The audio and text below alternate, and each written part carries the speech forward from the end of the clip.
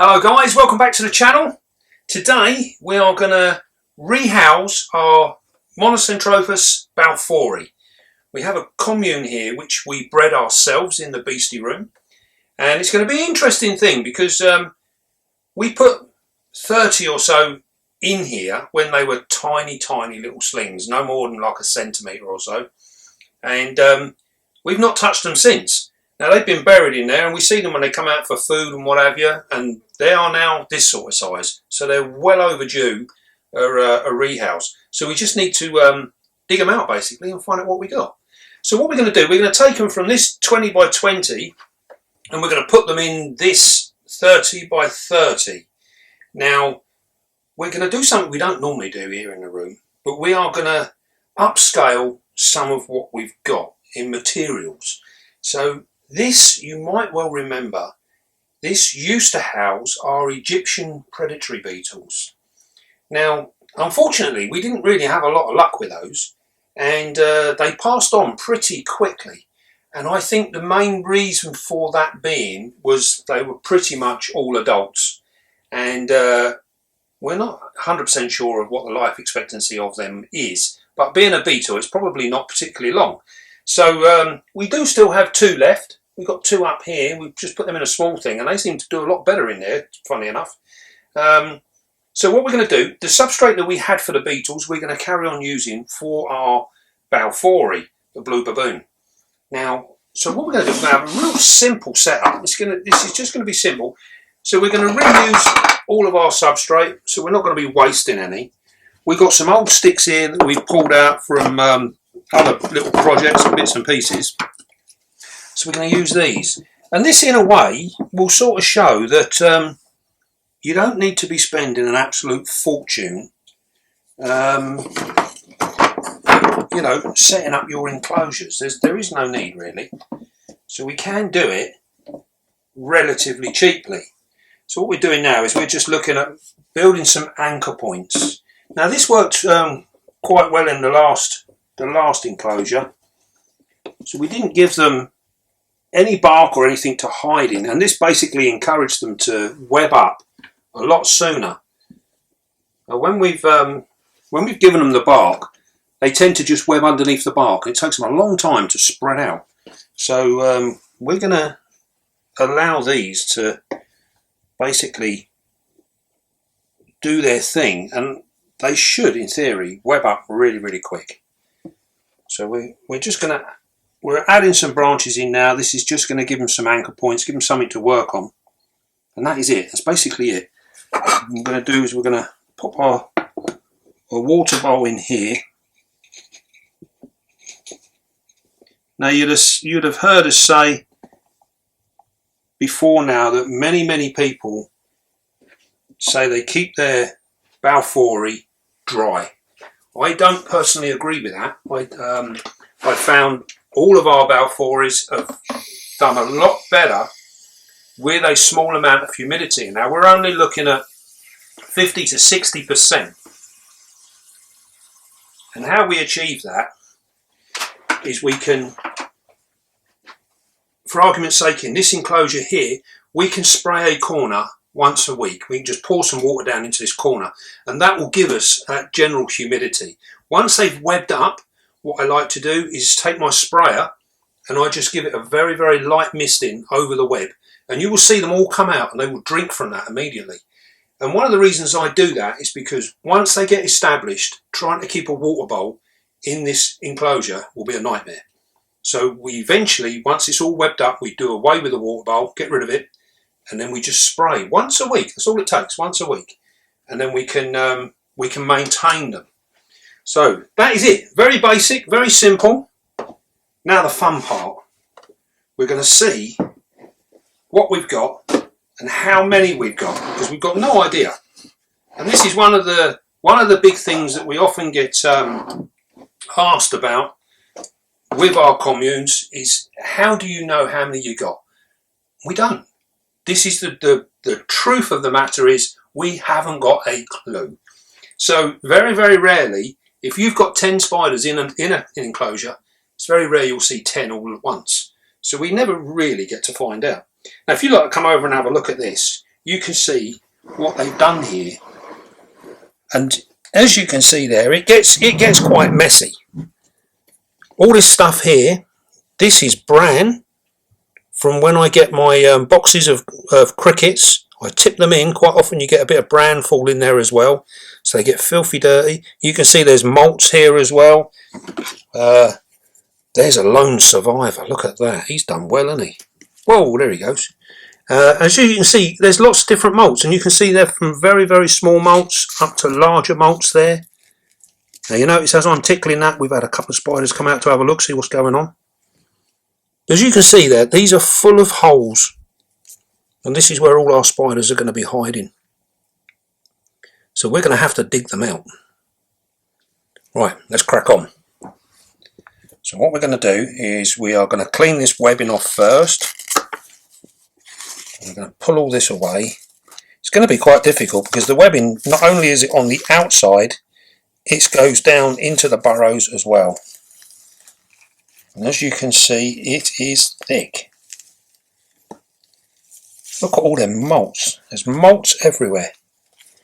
This is a sure sign that we've got a healthy commune on the go.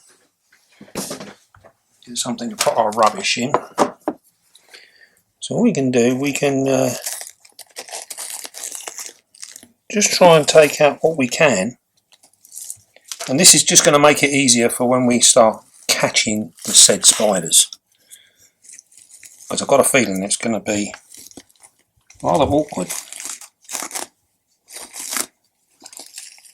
Oh, here they go. There's a few.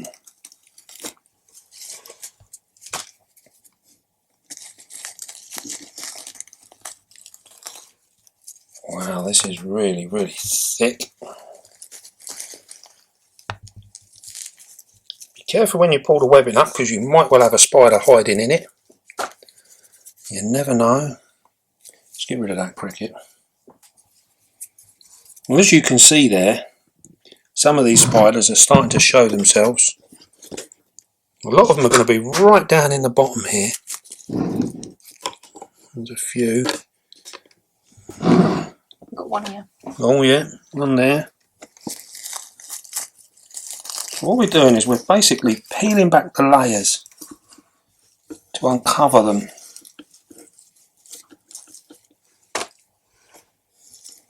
There they go. They're going to starting to show themselves now.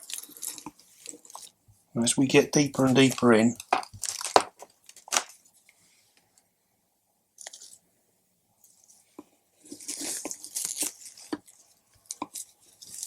Now these are an old world spider, so it pays to be a little bit careful with your fingers. Now, as generally speaking, they're quite well behaved, but they are still capable of giving you quite a severe bite. So be very, very careful.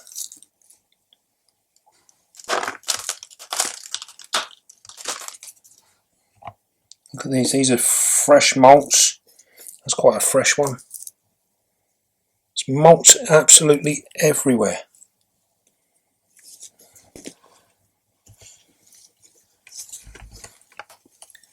You see how the spiders have all gone to the bottom. They're all hiding away. And what we're doing now is by gradually taking away all the surface, we're saving it from collapsing inside on our spiders.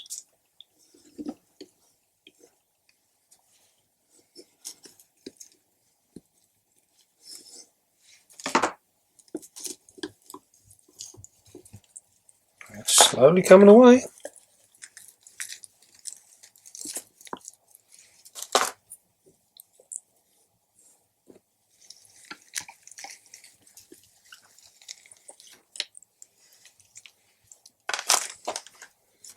Here we go, they're starting to show themselves now.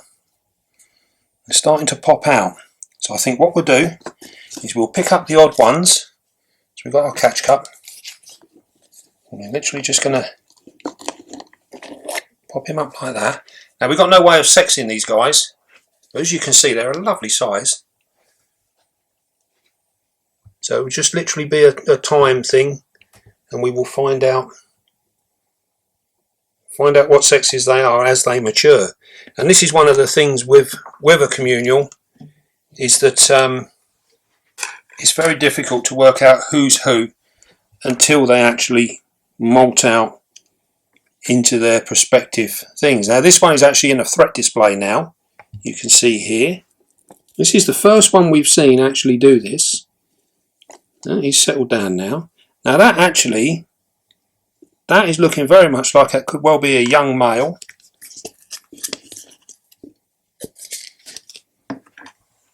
Quite leggy compared to the other one.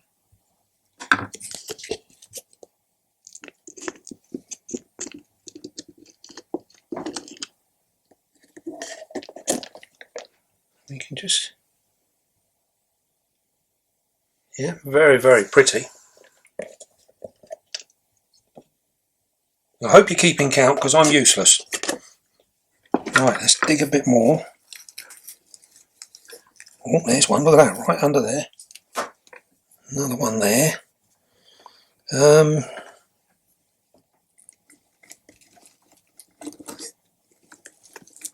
Remember guys, don't bite the hand that feeds you.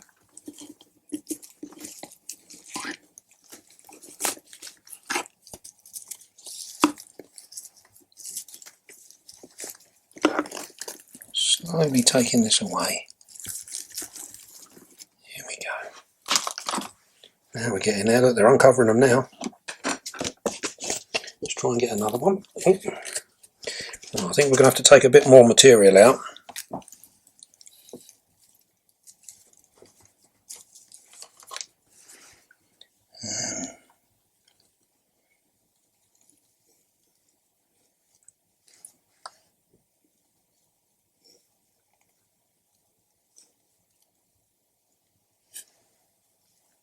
There we go. It's actually so heavy. Where the webbing has got all the substrate in it, makes it very heavy. Now then, who's going to volunteer?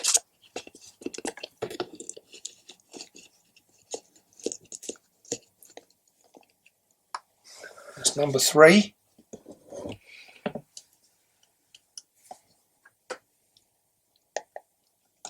There we go. I need to get this stick out.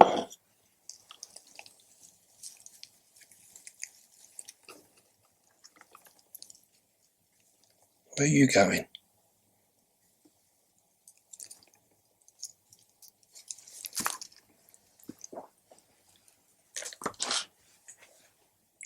As you can see, some are keener than others.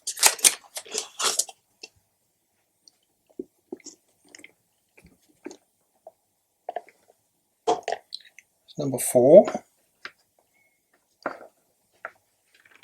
Oh, he's gone underneath the desk.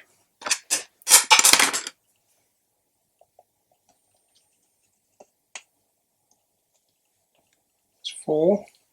We have one underneath there.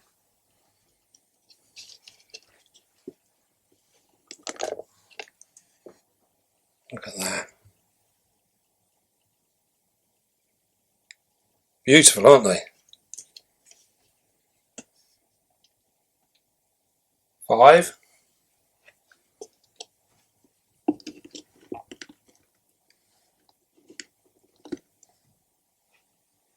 Number 6.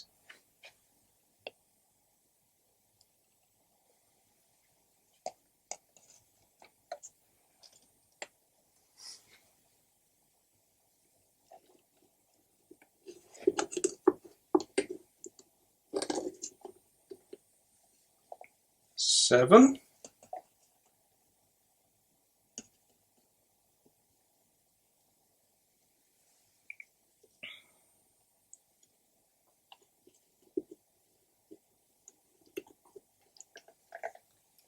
8. Oh, that one was keen. 8. Right, let's take a little bit more substrate.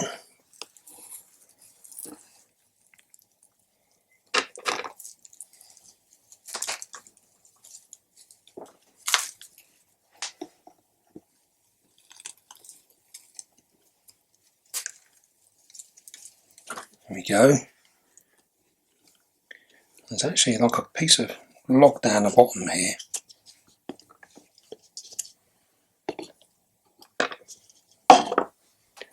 See if we can't get that out.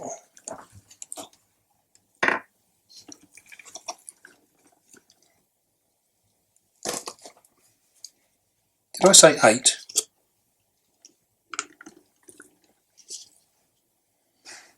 Alright.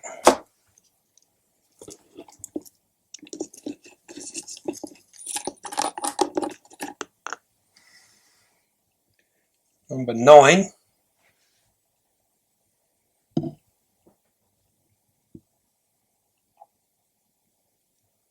Stunning.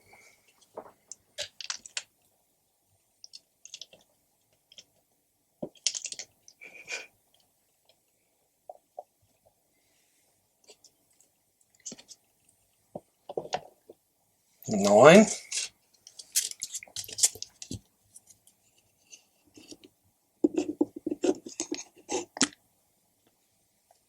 10.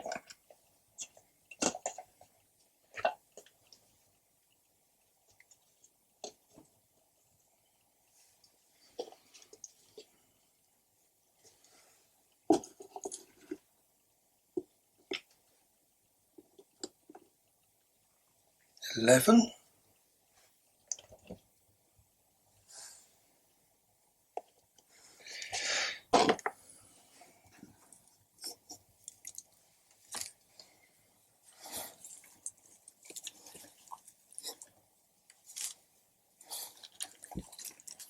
'I was wondering where that had gone.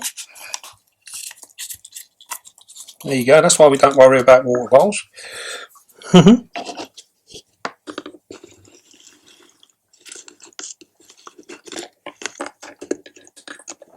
We have one out the back.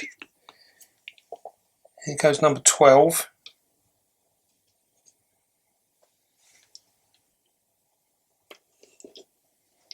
Nice big one there. This is 13.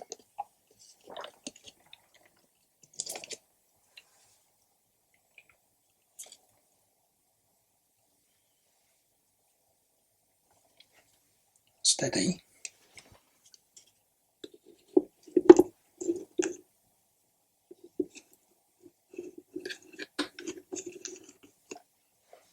14.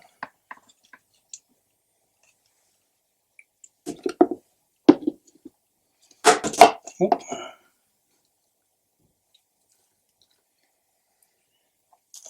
And then we've got one little piece of cork bark in the bottom here. This is where they're all hiding out. I'm going to leave that in there for a minute. I'll just give them some security for the moment. Is that 15?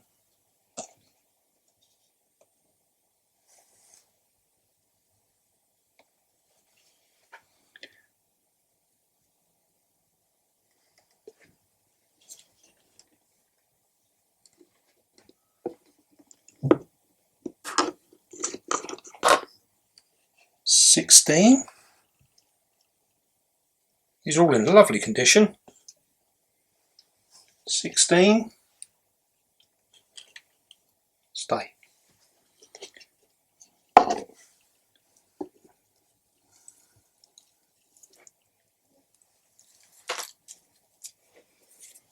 Another one.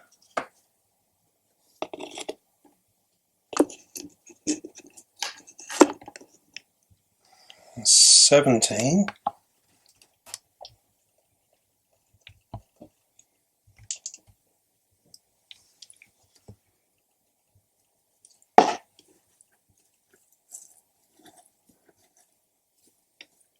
Right, I'm going to have to go for it. Oh my dearie me.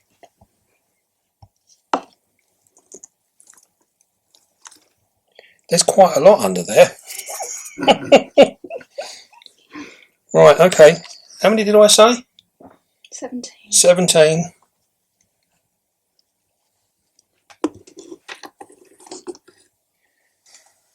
18. Hey, where are you going? Thank you. 18.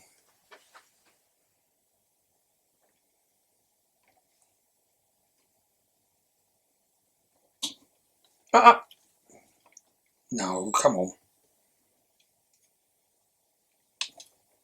That's 19.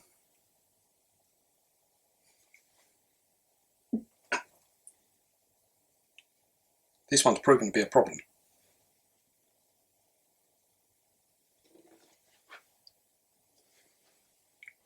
Is that 18? I think it was 18. 18, right. Told you I was useless at counting.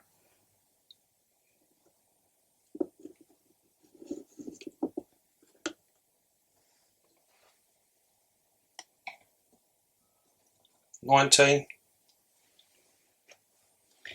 Come and have a look at this. When I lift this up, can we see? The glass is quite dirty.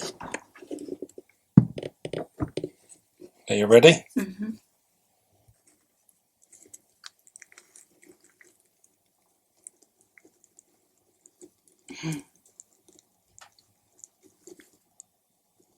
There's lots of balfouris.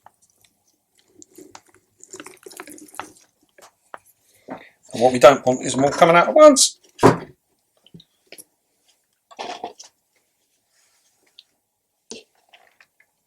Right. Don't worry, they can't go nowhere on the desk. Right then. 20. 20.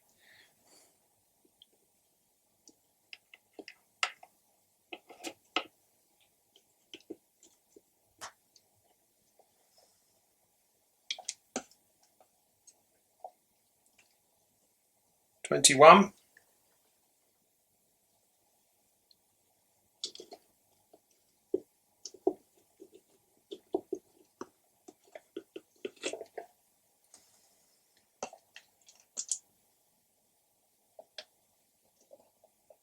$22.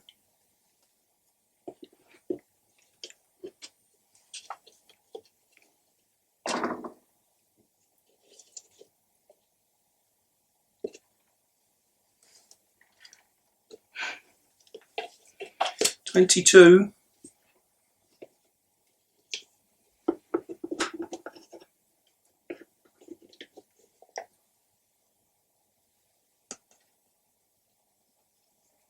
$23.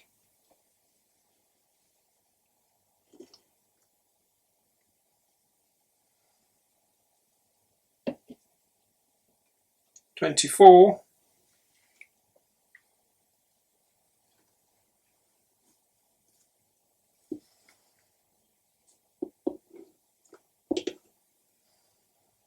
$25.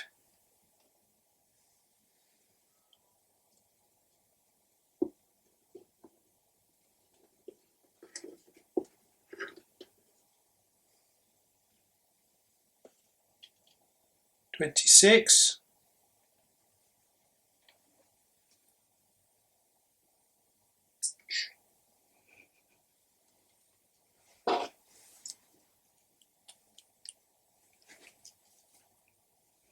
David. 20. He's coming to have a look at your map. Oh, where'd you come from? 26.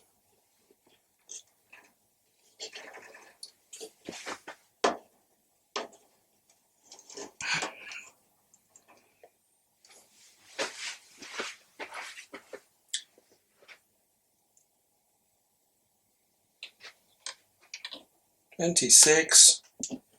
$27. Oh, we had 26. We just put that one in there. 27. And we've got 3 on the desk. 3 on the desk.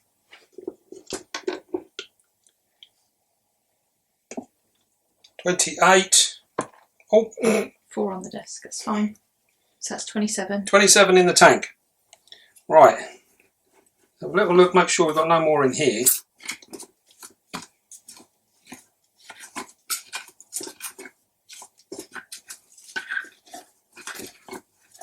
So we got 27 in the tank. Which means we have 31 in total. Well, that ain't bad, because I think, if I remember correctly, we started with 34. So what we're going to do now is we are going to round up. We are going to round up. You notice the vibration is what's setting them off.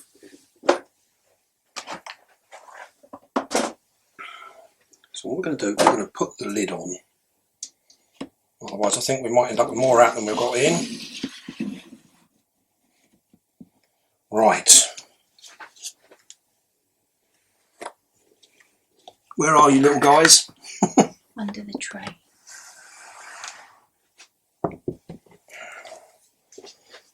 Okay. Oh, look at that, they're all under there.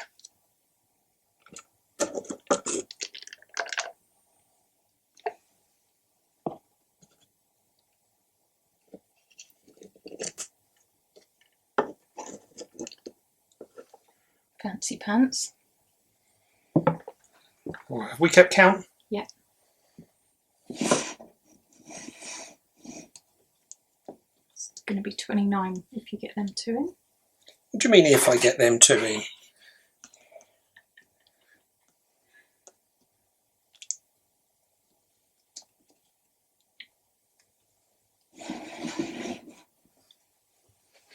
Keep them up behind your... Oh, we have two here. Yeah, they're the two, which makes 31 in total. 31.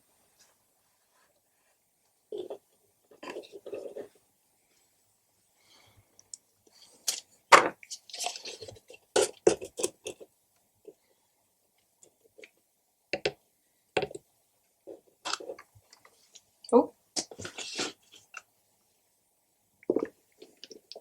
Now that one has gone behind the incubator, so we will have to cook him out later. Cook. Hook him out later. There we go. Right. We're not overly worried about that little fella. He will come back out. He can't go nowhere, so it just means I'm going to have to move these bits off the top. Well then, guys, here is our little escapee. It's always the little fellas, isn't it? Always the little fellas. And what he'd done, he'd actually managed to come out, and we managed to get a stick up the back there, because that's all that can get through there. There's no way out in there. And he's come out and he's come behind these tanks, and we managed to pick him up on the wall here. So we knew we weren't going to go far. But we're glad to have him back. Let's say that. So what we can do now is we can put our enclosures back on the wall. Now an interesting thing there is the table, because our table, as you know, has got a lip on it to basically slow them down, which it did do, but not fast, not slow enough. Or rather, I was too slow, but it did slow the spider down.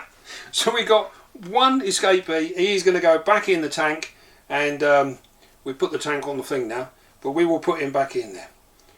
Right then, that was a bit of luck, wasn't it? Good job we got him back. Right, back on with the video. Right then, so we had, how many in total? 31. 31 out of 34 that we put in there as a total. I'm sure it was 34. So we've lost 3. Now, considering that they went in when they were literally about a centimetre of size, that ain't bad going at all. Now, we would expect a couple of losses just for natural selection. But as you can see with these guys, they've actually all grown at a relative rate, and they're all very, very similar to one another in size and what have you. There's a couple there that are a little bit larger, but not a great deal. Not the kind of size differences you would have imagined. So I'm really pleased with how these have all progressed, and the fact that they've all stayed relatively the same. That's a really, really interesting thing. Now, as we were saying before, and you would have seen in the enclosure that they came out of, the actual enclosure itself is dry, but we do spray once a week, as we said in the beginning. And I really do believe that having that slightly humid environment, you're only looking at around about 60%, 50 to 60% at the most. And I do believe that that is what's given us these spiders. These are all in such good quality. They are really, really nice. I'm very, very pleased with these. So what we're going to do now is these will stay in here for the time being. And then you might well ask, you know, why didn't we just put them in a bigger enclosure? Because they will get housed again. They will get stepped up to another enclosure. But what we're going to do now is by putting them in here, they'll set up home and they'll do it pretty quick. And then as they start maturing, these, if you can imagine, these are like half grown, if you like. These are good sized juvies. As they start to mature, the males will start coming through quicker and we'll start seeing them. They'll start popping up. And then what we can do then is, as we start seeing the males, we will strip this down, take the males away, and then we'll have a better chance of working out what's females that are left. And then we can set up a larger commune with those guys in a larger enclosure. So there's no point, if we was to set them up into a big one, we'd end up having to rip it all out and it would start causing problems. We could run the opportunity of trying to catch the males as they appear, but anyone who keeps a commune will know it is really, really hard.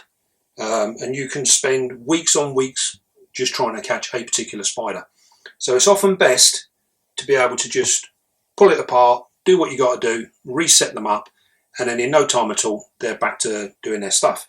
Now, we quite often get people ask, is it not bad that you've ripped all of their web out, you've torn their home apart, this, that and the other? Well, it's a very, very short-lived thing for a spider. And if you imagine in the wild, if you were out in your garden and you walk through a web from a garden spider or something, within 24 hours, that garden spider has built a whole new web. You know, it might just be a simple case that the wind gets up, it tears the web down. These guys are used to actually building webs and making them. This is what they do. This is their whole thing. So it's not as bad as you may think. You know, within a very short space of time, they'd have rebuilt their home and everything's happy again. The only time we're careful of that is if we've got things like egg sacs and stuff like that. With these guys in a commune, the chances of you actually seeing an egg sac is very, very slim, because they're going to be right down in the depths of the commune where we can't see. So the first you'll get to know about it is you might see a little sling walking by one day and you think, hey, that's good, you know, brilliant news. But that's probably the first you'll ever hear about it. So it's not a big deal. These will web this up within a couple of days. This will be really, really webbed up. And the fact that they've got nowhere particular to hide, they can get in and get to the dark patches where the branches meet the floor. They'll tuck their heads in there and they'll sit there for a little while. But then, as soon as these start settling down, they will start webbing up really, really quick. And they've got enough anchor points in here, they can web everything up. One thing we did do was we gave this commune, as you saw there was one lone cricket out of a box full that managed to survive. And we fed them yesterday. Now, the whole reason for feeding them is because we've changed them over, we've put them into a new environment, so the chances are they're not going to be interested in feeding, they're going to be more interested in hiding, and then when they get over that initial stage, they're going to start looking at webbing up and building a new home. So they're not going to be thinking about feeding. So by giving them a big boost of food just prior to us moving them, it puts them in good stead. They're in there with full bellies. So it won't matter now. I won't feed these again now for possibly a week, maybe 2 weeks. I will just leave them be now, and then we'll pop a little bit of food in and we'll see how they react. So that's what we'll do with those. Really, really pleased with that. We have got one little escapee who's, he's round the back of that incubator. And as you can see, that's a little bit awkward. So we're going to, we will catch him up later on. It's nothing to stress about. But as you saw there, when we were moving them from one tank to the other, it's not too bad. Bearing in mind we had 30 spiders in here with the lid open. And it's more about, like, you get one in there that goes for a little run around, he upsets all the others. So as long as you stay calm, you can move them all back in they're relatively well behaved. Now, as an old world spider, these are a very good introduction to for beginners. I think so. I think they're really cool. You'd see there we didn't really get any aggression from any of these guys. They're very laid back. Really nice. We had that one in the beginning, and I'm not 100% sure that his actual threat display was at us. I think it was more to do with the other spider that was there. So I think maybe they were displaying to one another because of all the upset that I was causing in the tank. So I think that's probably what happened there. But yeah, if you're a beginner, these are an ideal spider. Really cool. If you want to go down the breeding route and you're keen to breed these, I would get a female and keep her separate on her own, like we do with these guys here. These are all female balfouri, which we use for breeding. And by keeping them on their own, we can maintain and know exactly what we've done. So we can put our male in there, pair them, we get our dates, we know exactly where we are. And you will successfully breed them like this. This is the best way to do them. So, but if you just want a commune for looking, just for enjoyment, this is the way to go. Right then. Well, I hope you enjoyed that. A little bit of fun, weren't it, for a Sunday afternoon? So, yes, don't forget, be calm, be gentle, and love your spiders. And I'll see you soon, guys.